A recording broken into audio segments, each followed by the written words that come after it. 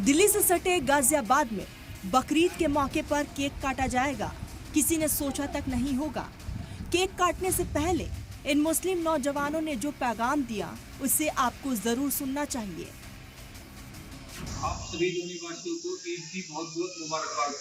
जैसा कि आप जानते हैं, हमारे विधायक लोनी के नंदकिशोर गुर्जर ने आग्रह किया था इस ईद पर बकरा ना काटें। हम उनकी बात से सहमति रखते हुए इस ईद पर बकरे की जगह केक काटकर अपनी ईद मना रहे हैं। 4 लोगों ने ही सही बकरे के बदले बकरीद पर केक काटा और बता दिया कि अगर किसी के जज्बात को ठेस पहुंचती है तो वो इसका सम्मान करने के लिए तैयार है।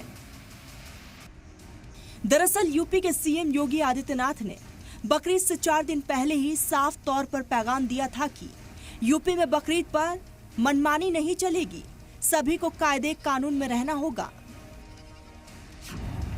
ऑर्डर के मुताबिक बकरीद पर कुर्बानी के लिए पहले से ही जगह चिन्हित है। दूसरी जगहों पर कुर्बानी की इजाजत नहीं है।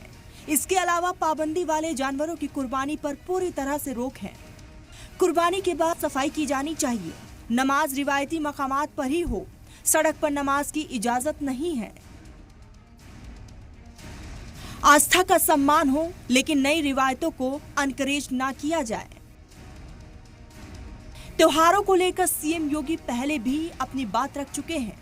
योगी ने पहले ही कह दिया है कि नमाज के लिए मस्जिद है, सड़क नहीं। कानून तो सबके लिए बराबर लागू किया जा रहा है। घंटों सड़क जाम करेंगे नमाज पढ़ने के नाम पे, और नमाज पढ़ने की जगह आपके ईदगाह होगा, आपका मस्जिद होगा, सड़क नहीं हो सकती। बहरहाल यूपी के गाजियाबाद में इको फ्रेंडली कुर्बानी उन लीडरान के लिए एक मिसाल है जो बार बार यही रटते रहे हैं कि कुर्बानी जिंदा बकरे की ही होगी। लेकिन अब सवाल आस्था से बढ़कर एनवायरनमेंट से भी जुड़ा हुआ है।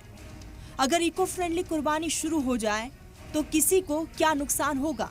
हाँ, लाखों बेजुबानों की जान जरूर बच जाएगी। ब्यूरो रिपोर्ट, सलाम टीवी।